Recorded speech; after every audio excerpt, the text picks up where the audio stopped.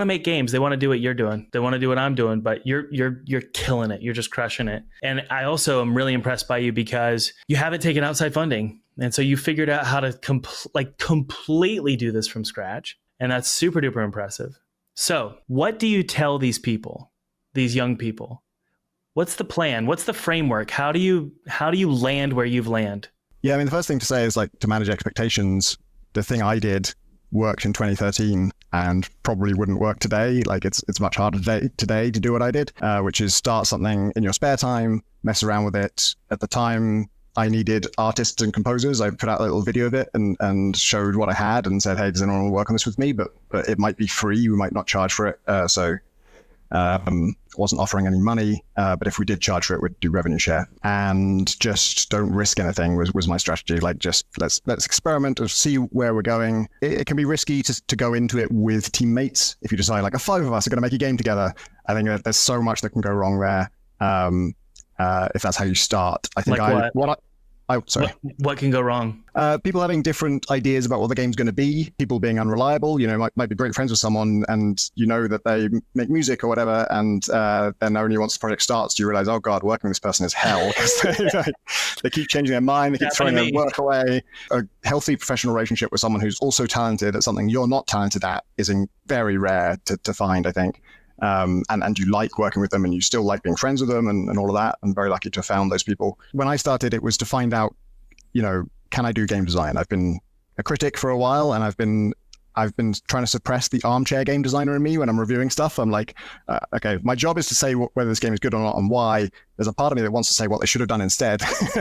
Like, I don't see why they didn't do it this way. Why isn't there a mini map in this? Why can't you load an early save in this? And I had all these ideas and theories and wanted to put them to the test, but I knew I couldn't judge myself unless I built something. So I had to learn programming to do that. I didn't want to be a programmer particularly. I just had to learn what I needed to learn to build something. And I think I'd advise anyone to do that, even if you're an artist and you want to be an artist, like learn enough that you can build something. It doesn't have to be GameMaker or Unity. You could do like a Twine game or something. But there are so many different tool sets out there that you can mess around with that have good tutorials, and you don't need to build something. You don't need to build a good game to test whether you can make good art for it or a writer. I know a lot of writers who would like to be writing for games, but haven't had an experience doing it. And I think you just got to make something of your own. And then you'll find out whether you like doing that. And having those skills is going to be useful anyway. Like our programmer, John Winder, one of the reasons that he was appealing to me even on paper before I met him and tried working with him is that he had made a jam game. He'd actually won the game Jam with this jam game Flourish. And just knowing he'd been through the whole thing from start to finish was very reassuring of like, okay, this person is going to know that when you're making games, sometimes you have to take shortcuts. Sometimes you have to, he's going to have a practical mindset about it. And so that's great. I think anyone who, if you're looking to get a job at an existing studio, they are going to love that you've made something that they can play and that you've been through the whole thing. Like this just gives you a bit of peace of mind about a candidate, but they know what making a game is like, even if it's a very small and simple thing. And then, doing that is going to teach you what you have on your hands. Like, have I made something that stands out? Have I made something that I'm proud of? Are my friends excited about it? If they are excited about it, then show it publicly show it publicly either way, I think, and see if the public get any attention. I obviously had a big head start in this as well because being a games journalist, all my friends not only were into games, but also had a good handle on the industry and what's out there. And so when they told me this is something interesting, I think you should charge money for this, I could believe them and take it seriously because it meant something. I knew that, like, okay, they're my friends and they'd be nice to me, but they wouldn't be this nice out of politeness. For them to say that as a games journalist means something. But anything, if you make anything that excites your friends, I think that's a good sign. Yeah, who was I listening to the other day who was talking about their very first game? Oh, it was the person who made The Root Trees Are Dead. They'd made a bunch of games that didn't really go anywhere as part of game jams. And when they started showing The Root Trees Are Dead to people, like, people would get addicted to it. They would just lose themselves in it, and he'd never seen that before. And so that was when he knew he had something that he could, make something of. And I think that's a really good approach. Just, Would you finish a game if you didn't get a good response from your friends or your local circle? Probably not. A few times I've started on an idea and shown it to people and just not got the enthusiasm that I hoped for. And what I find is that it kills my own enthusiasm. Part of my enthusiasm is not just that I want to make this for myself, although I do. It's that I think people will be excited by this. And then when I find out they're not going to be excited by it, then I'm like, oh, okay, never mind. Yeah. Yeah. You've got to be pretty flexible with that stuff. There's some things I did, there's an aspect of this next game that I pitched to some friends, and it didn't get quite as positive a response as I thought it would, or as I hoped. And they had some very fair issues with it, and I rethought it in response to their issues. And they liked the new version better, but I still didn't necessarily walk away with like the boost of enthusiasm that I want to get from showing people. But with this idea in particular, I found myself still really fixated on it. It's a fairly like complicated thing. It's a little bit hard to pitch, so I'm not too put off that people haven't quite seen it yet. I haven't built anything really yet, so that's the main thing, is I'm just pitching the idea. So there could be something wrong with the pitch, and I really want to go further with it and build enough that we can do, ideally a prototype, but if not, like a mock-up trailer where we could show like, here's what we would show if we had the game, and see if that excites you. If something's hard to pitch, doesn't that mean that it's potentially a bad idea? Yeah. And I think that's another thing to say to people who are starting out is if you pitch your idea to people and they don't get it, then that might be a red flag. Yeah. I'm hoping I've been through the process enough times now to sort of tell the difference between the pitch. I mean, I've pitched it again since these revisions to new people. I pitched it a lot at GDC to friends, and I got a really good response then. And it's got a title that we're not announcing yet, but sometimes when I say a title for people, they're like, "Oh yeah, awesome!" That was the Tactical Breach Wizards. Secret Weapon was the only title we've ever done where people like get kind of what the game is from the title. Just from the title, yeah. Some people are just sold right away. This next title is not going to be as good as that. I can pretty much guarantee that. But it was just a question of like, is there anything we can convey with a title? Because titles are very difficult, and most titles do not convey anything at all. I kind of feel like people listening right now, this is just my opinion, I feel like they should be weary of trying to prove an idea without at first trying to flesh it out. Because I don't know, like I used to be an advocate for, if your game doesn't make sense in a sentence, you probably shouldn't do it. But I tried out my own advice on my own games. I made a game about it's like a game where you play as a dog and you have a sword and you can go and unite different breeds of dogs and do like basically medieval warfare as dogs. And you can unite. It's a great idea. I really do. I think it's a great idea. But, and I thought I executed it well. I really went for it and nobody cared. Yeah. I launched the demo and people are like, eh. And the opposite seemed to happen with my other game, Twisted Tower, where it's like, it's story driven. There's not a really unique loop. There's not really a unique mechanic, but people are just really interested in the story and the atmosphere. Right. And the execution is what made it work. Yeah. Not the idea. So you never really know.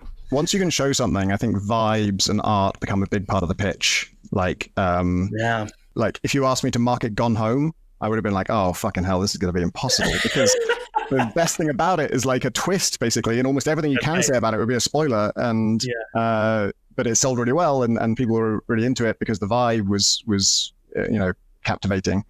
And I think I know you had Dan on here, and Inscription is kind of the masterclass in that. I feel like without knowing hardly anything about it, if you just see a clip of playing that game across the table from this foresty creature in a dark and spooky cabin, you're just sold on that game. You're just like, yeah, I want to play this. I don't need to know that if it does anything clever with mechanics. And of course, Dan had a similar problem where a lot of what makes that game unique would be a huge spoiler to show anybody. So, exactly. But it succeeded anyway because the vibes are so good up front. Yeah, I used to say the idea is everything, but I don't know if that's true. I think it's. I've been very fascinated by two things. I'm curious what your thoughts are here. I do wonder if setting is way more valuable than people realize. Having a really strong setting for your game can potentially carry the player through mediocre gameplay. Yeah, as long as the settings are examples great. of like great settings. Well, I could definitely do it with films. Films are easy to do. I'm trying to think about. I would say that the BioShock universe is foundationally, its foundation is setting. Yeah. But when it comes to films, The Shining is a great example. Stanley Kubrick's The Shining, where it's like, and even Stephen King, the book, it's like the essence of what makes that story so good is that you're in a hotel, locked up, it's surrounded by a blizzard. It's an empty hotel, completely empty. Backrooms games their foundation is the setting. Completely liminal, completely empty yellow hallways. Yeah, I guess a lot of horror is like that, where the setting is going to sell it. Yeah. So I guess my point saying all that is like, it's not as simple as you have a really cool hook or you have a really good, clever mechanic. There's so much that goes into making a great game. And so I'm curious if you agree that you shouldn't just, especially as a new time game developer, you shouldn't just abandon an idea because your friends don't get it just yet. Would you agree with that? Yeah, it depends how much you believe in it and how, what that's based on, I guess. I think you should be wary of getting too precious about your ideas. If you have like one idea, some people I think cling to their first idea because they're scared they'll never have another one. And it's like, well, if this isn't good, then I have nothing.